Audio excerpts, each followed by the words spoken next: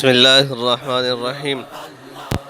امام احمد بن حنبل رحمہ اللہ سے پوچھا گیا کہ آپ نے خدا کو کیسے پہچانا؟ تو ارشاد فرمایا، میں نے خدا کو اس طرح پہچانا کہ میں نے ایک چاندی کا محل دیکھا جس کا کوئی دروازہ اور کھڑکی نہیں، کوئی روشن دان نہیں، ہوا تک اندر جانے کا کوئی راستہ نہیں۔ اچانک اس محل کی دیواریں پھٹی اور اس کے اندر سے ایک جاندار باہر نکلا، جس نے باہر نکلتے ہی ایسی حرکتیں شروع کر دی جیسے اس کو باقاعدہ اندر تعلیم دی گئی ہو۔ لوگوں نے پوچھا، حضرت یہ چاندی کا محل کون سی چیز ہے؟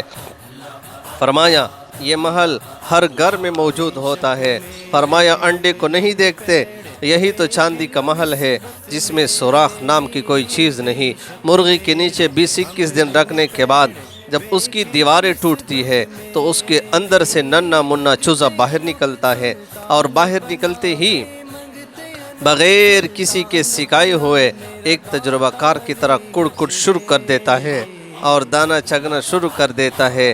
تو انڈے کے اندر اس کو بنانے والی اور دانہ چگنا اس کو سکھانے والی کون سی ذات ہے؟ یہی تو وہ خدا کی ذات ہے جو احسن الخالقین ہے۔ فتبارک اللہ احسن الخالقین۔